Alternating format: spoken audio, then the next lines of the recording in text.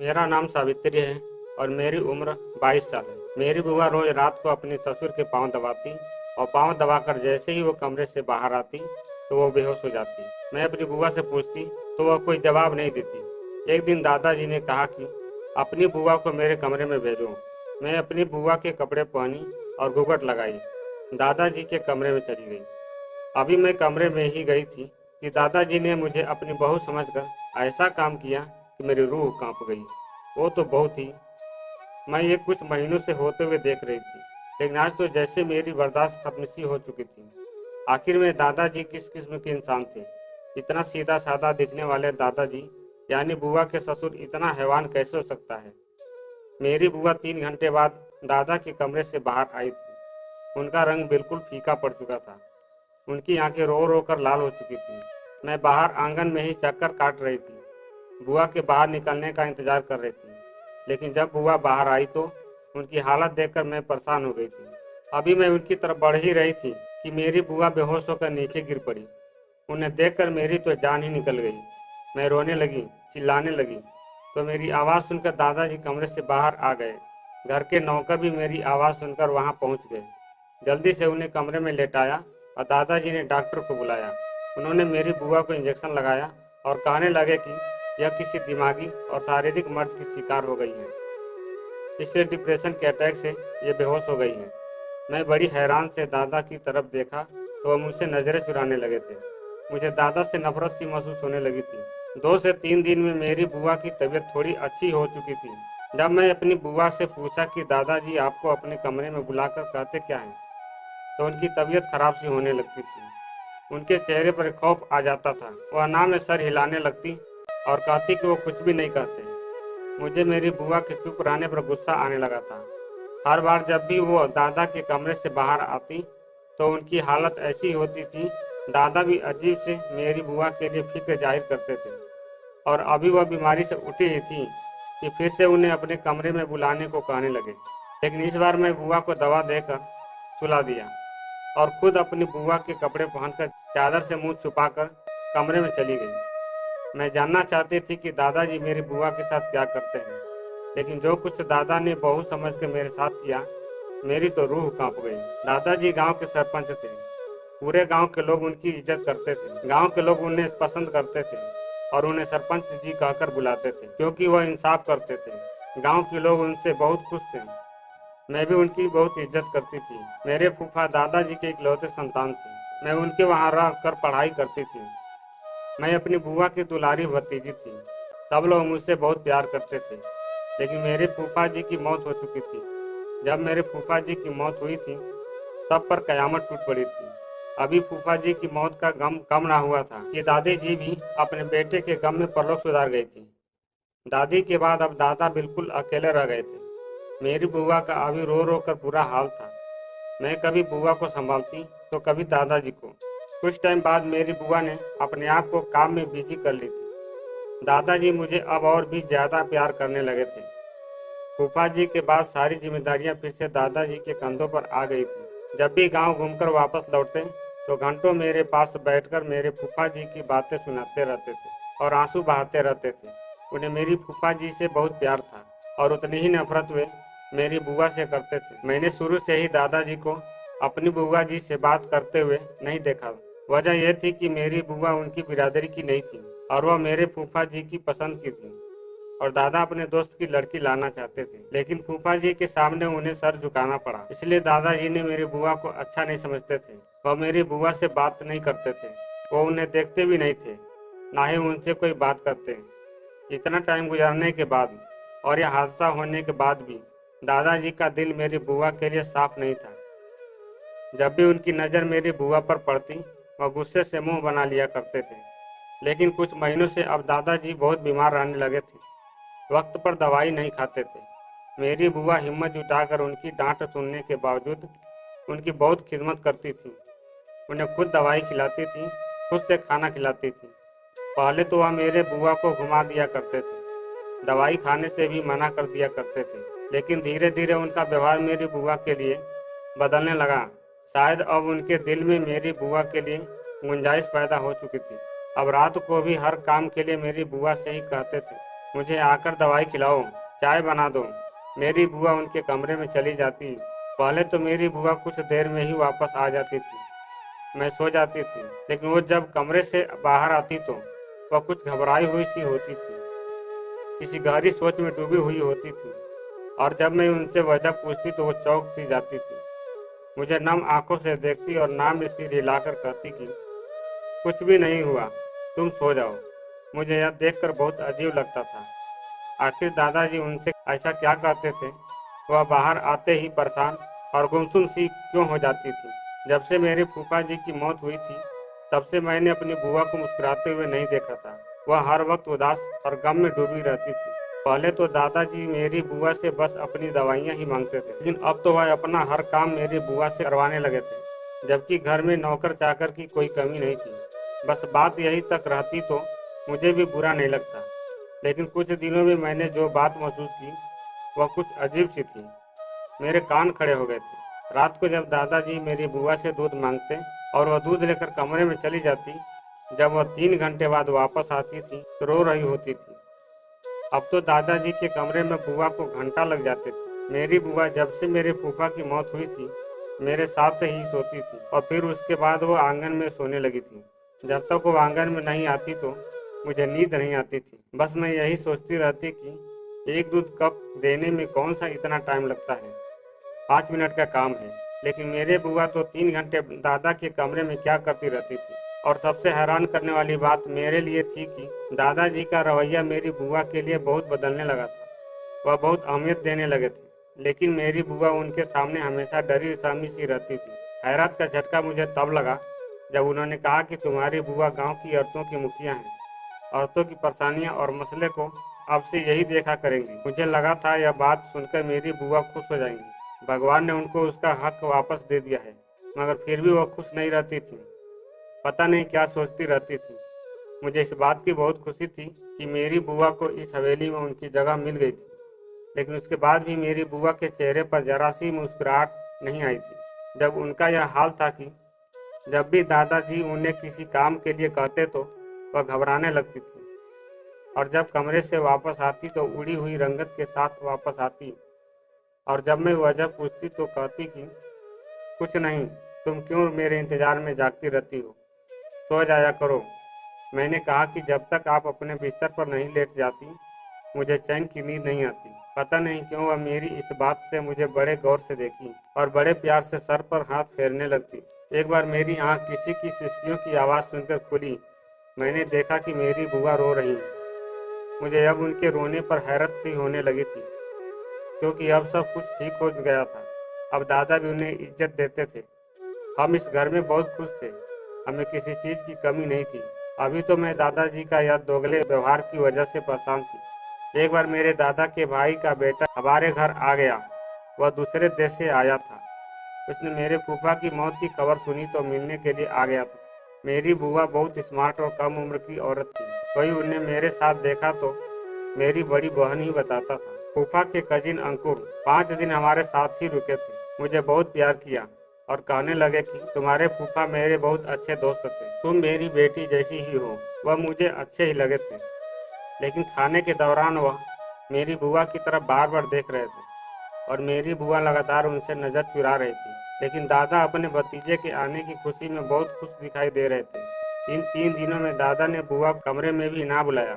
एक बार छोटे अंकुर फूफा को मैंने अपनी बुआ से जो बातें करते हुए सुना, मेरे तो होश उड़ने लगे थे। लेकिन जब मैं सोकर उठी तो मैंने देखा कि बुआ कमरे में नहीं थी। वह अक्सर कबूतरों को दाना डालने चली जाती थी। दादाजी ने बड़े पिंजरे में विदेशी कबूतर पाल रखे थे, जिनका ख्याल बुआ रखती थी।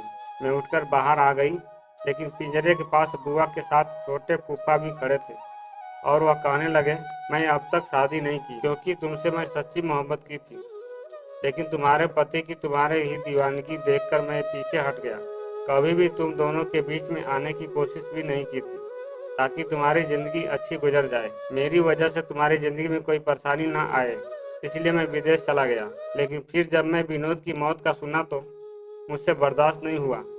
मेरा कजिन होने के साथ साथ वह मेरा बहुत अच्छा दोस्त भी था। वह कुछ महीने मैंने बीमारी में काटे हैं। मुझे विनोद का सदमा बर्दाश्त नहीं हो रहा था। फिर मुझे तुम्हारा ख्याल भी सताने लगा। और अब सिर्फ तुम्हारे लिए वापस आया हूँ। तुम अगर इजाज़त दो तो मैं दादाजी से तुम्हारी बात करता हूँ। यह सब बातें सुनना मेरे लिए बहुत अजीब था, जिसकी खबर मुझे कभी भी नहीं थी। मैं फूफा जी की उस कजिन को पहली बार यहाँ देख रही थी। तब फूफा जी से उसका जिक्र सुन रखा था। मेरी बुआ घबरा कर बोली, भगवान के वास्ते ऐसा कुछ नहीं करना। वह तो पहले ही मुझ पर शक करते रहे हैं कि मैं शहर की लड़की हूँ, कभी मैं उनके बेटे के साथ गांव में रह नहीं सकती। लेकिन मैं चुपचाप अपनी सारी जिंदगी विनोद के प्यार के सहारे गांव में गुजार दी। कभी पलटकर शहर की तरफ दोबारा शक्ल भी नहीं देखी। मेरा बेटा अब जवान हो गया है, अब उसकी शादी भी हो गई है। वह परिवार के साथ शहर में रहता है। वक्त बहुत आगे निकल चुका है। नितिन, यूनिवर्सिटी का दौर नहीं रहा कि मैं अपने फैसले बदलूं। आपने दोस्ती की खातिर अपनी मोहब्बत की कुर्बानी मांगी थी। मैंने बिना किसी सवाल किए विनोद को अपना लिया। अब मैं आपसे इसी मोहब्बत का वास्ता देकर कह रही हूँ, मुझे विनोद की विधवा ही रहने दें और यहाँ से वापस चले जाएं और दोबारा पलटकर भी नहीं आइएगा। यह कहकर बुआ वहाँ से चली गई। मैं ये सब कुछ छुपकर देख रही थी। छोटे फूफा जी भी वापस चले गए। मुझे मालूम तो कुछ नहीं था, लेकिन बातें सुनकर यह समझ में आ रहा था कि अंकुर फूफा जी, मेरे फूफा और मेरे बुआ सब एक ही कॉलेज में पढ़ते थे और मेरे फूफा की तरह शायद अंकुर फूफा भी मेरे बुआ से मोहब्बत करते थे। लेकिन मेरी बुआ किसे पसंद करती थी और उन्होंने क्या कुर्बानी दी थी, यह मेरे लिए एक पहेली थी। दादाजी मेरे बुआ को बहुत अहमियत देते थे, लेकिन वह फिर क्यों रोती रहती थी। मेरी बुआ को मेरे फूफा से बहुत ज़्यादा मोहब्बत थी, लेकिन फिर मैंने कुछ ऐसा देखा कि मेरे पैरों तले जमीन निकल गई। एक दिन मेरे बुआ दादाजी को चाय देने गई थी। उस दिन मुझे सुबह से बुखार था। मैंने सोचा कि मैं दादाजी से बुखार की दवा ले लेती हूँ, क्योंकि उनके पास सारी दवाइयाँ रहती थी। लेकिन जैसे ही मैं दादाजी के कमरे में दरवाज़ा खोला तो जो मंजर मैंने अपने आंखों देखा, तो मेरे तो होश हवास ही उड़ गए थे। दादाजी मेरी बुआ के साथ में मैं उल्टे कदम वहाँ से लौट आई थी। वह दोनों मुझे नहीं देख पाए थे, लेकिन जो कुछ मैंने अपनी आंखों से देखा, मैं शॉक्ड सी थी। मेरा दिमाग पूरा तरीके से चकरा गया था कि ऐसा कैसे हो सकता है, और पता नहीं क्यों मेरा आंखों से आंसू बहने लगे। जो कुछ मेरी आंखों ने देखा था, मैं तो ऐसा कुछ सोच भी नहीं सकती थी। मैं अपनी सोच को बदलने की कोशिश कर रही थी कि हो सकता है कि मेरी नज़रों का धोखा हो, क्योंकि कभी कभी ऐसा भी होता है कि जो हमारी आंखें देखती हैं और दिमाग में जो चलता है वह होता नहीं है, और जब सच सामने आती है तो हमारी आंखों के देखने के अंदाज पर या हमारे सोचने के तरीका पर हमें अफसोस होने लगता है। जब मेरी बुआ रात को अपने कमरे में आई तो वह अपने आंसू साफ कर रही थी। मैं अपनी बुआ के कमरे में गई और मैंने उनसे पूछा कि आप जब भी दादा के कमरे से आती हैं तो रोती क्यों हैं? तो वो कहने लगी, समझ लो कि मेरी किस्मत ही ऐसी है। मैं नहीं जानती थी कि वो मुझसे सच क्यों नहीं कह रही थी, क्योंकि मैंने जब कमरा खोला था तो वह मेरी बुआ से कह रहे थे कि अगर तुम मेरी बात नहीं मानो तो वह मेरी बुआ को घर से धक्के देकर निकाल देंगे। मेरी बुआ उनके सामने हाथ जोड़ रही थी। वो कह रही थी कि वह जो करना चाहते हैं सही नहीं है। मैं उनके बेटे की बहू हूँ। आप मेरे साथ कैसे ये जुल्म कर सकते हैं? आप मेरी बाप की जगह हैं। आप मुझे इस घर के एक कोने में पड़ा रहने दें। मेरे इनकार करने पर आप मुझे इस घर से निकाल देंगे तो मैं कहाँ जाऊंगी? मेरी बुआ दूर होकर मेरे दादा से भीख मांग रही थी। इससे ज्यादा मेरे दिमाग में कुछ नहीं आया और कुछ सुनने की गुंजाइश भी नहीं थी। मैं वापस कमरे में लौट आई थी। जिस तरह की बातें मैंने सुनी थी और जिस तरह दादाजी मेरी बुआ पर मेहरबान थे, मैं गुमसुम सी हो चुकी थी। इस ख्याल ने मेरे अंदर से जान निकाल दी थी। अभी मैं इस उलझन से नहीं निकली थी कि मेरे घर की नौकरानी ने मेरे शक को यकीन में बदल दिया था। वह कहने लगी कि सरपंच जी जैसे नजर आते हैं वैसे बिल्कुल भी नहीं है। वो बहुत रंगीन मिजाज के इंसान हैं। जवानी में तो और औरतों से ताल्लुकात भी थे। आप लोगों की नज़रों में शरीफ बने फिरते हैं, लेकिन अगर इस उम्र में भी मौका मिले तो छोड़ते नहीं। भगवान बचाए ऐसे लोगों से। यह सुनकर तो मेरे गुस्सा आने लगा और अफसोस भी होने लगा कि क्या दादाजी रिश्तों की मर्यादा भी भूल गए हैं। मुझे दादाजी से नफरत सी महसूस होने लगी थी। अब जब भी मेरी बुआ दादाजी के कमरे में जाती तो मैं बेचैन सी होने लगती थी। एक दिन मेरी बुआ ने बंद लफ्जों में कहा कि तुम दादाजी से दूर ही रहा करो। मैं इस बात पर चुप ही हो गई। अब तो मुझे सच में दादाजी के किरदार पर शक होने लगा। फिर एक बार मैं आंगन में बैठी तो दादाजी किसी से फोन पर बात कर रहे थे कि किसी की शादी पर कब आऊँगा। जब नाच गाने का इंतजाम होगा। तुम तो जानते ही हो कि मैं अपनी उम्र को नहीं देखता, मेरा दिल अभी तो जवान ही है। वह हंसते हुए अपने दोस्त से अपनी घटिया आदत का जिक्र कर रहे थे। उनको ऐसी बातें मेरे सामने करते हुए शर्म नहीं आ रही थी। मैं गुस्से में वहाँ से उठकर चली गई। फिर एक दिन मेरे पास आए और कहने लगे कि मेरी ख्वाहिश है कि तुम इस कुर्सी पर बैठो।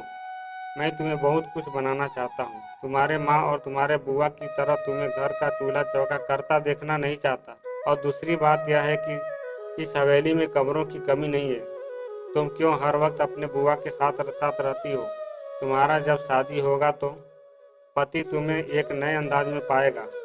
तुम अपना कमरा अलग करो और कल मेरे ड्राइवर के साथ जाकर अपना एडमिशन करवा लेना और अपनी आगे की पढ़ाई पूरी करना और खुद की आदत बनाओ अकेले कमरे में रहने की, और मैं तुम्हारे लिए एक अलग कमरा सेट करवा देता हूँ। मैंने अपने दिल में सोचा कि मैं अपनी बुआ से अलग हो जाऊं ताकि आपको खुली छूट मिल जाए, लेकिन इस वक्त हम दोनों बहुत मजबूर थे। हम गर्म लहजे में उनसे बात नहीं कर सकते थे। इसलिए मैं आराम से कहा कि मुझे रात को अकेले नींद नहीं आती है और मुझे डर भी लगता है, इसलिए मैं अपनी बुआ के साथ ही कमरे में सोऊंगी। मुझे अकेले सोने की आदत नहीं है। लेकिन उन्होंने मेरी एक भी ना सुनी और मेरा कमरा ऊपर की मंजिल में शिफ्ट करवा दिया। मेरी बुआ भी अपनी जगह परेशान थी, लेकिन कुछ न कह सकती थी। मैं ऊपर के कमरे में चली गई थी, लेकिन यह भी सोचती थी कि रात को अपनी बुआ के कमरे में चली जाऊंगी। रात को जब सब सो चुके थे, तब मैं नीचे जाकर अपनी बुआ के कमरे के पास खड़ी हो गई। लेकिन मुझे हैरत उस वक्त हुई जब मेरी बुआ का कमरा लॉक था। पहले तो मुझे तसल्ली हो गई कि चलो बुआ ने अच्छा किया, अपना दरवाज़ा लॉक कर लिया, लेकिन सच तो कुछ और ही था। मैं वापस आकर अपने कमरे में चली गई। सुबह मुझे कॉलेज जाना था। तैयार होकर जब मैं नीचे उतरी तो यह देखकर मैं हैरान हो गई कि दादाजी मेरे बुआ के कमरे से निकलकर अपने कमरे में चले गए। मेरा दिल तो धक से रह गया। ऐसा लगा जैसे पहाड़ टूटकर मेरे सर पर गिर पड़ा हो। तो क्या उस रात दादाजी और मेरी बुआ के साथ मेरा दिमाग तो चकरा सा गया था। मुझे लगा पूरी हवेली मेरी आंखों के सामने घूम रही है। मेरी बुआ सिर्फ मेरे साथ यहाँ रहने पर मजबूर थी ताकि हम लोग इज्जत से रह सकें, और इसके लिए क्या कीमत वह अदा कर रही थी वह सोचकर तो मेरी जान जाने लगी थी। मैं सोचती थी कि मैं अपने बुआ को और परेशानी में नहीं डालूंगी। रात को मैं देर तक नीचे अपनी बुआ के कमरे में बैठी रही, इधर उधर की बातें करती रही। उन्हें एक गिलास दूध का दिया और कहा कि आपको अपनी सेहत की बिल्कुल परवाह नहीं है, और वह दूध उन्हें ज़बरदस्ती पिला दिया। मैंने उस दूध में नींद की गोली डाली थी, इसलिए वो दूध पीते ही सो गई।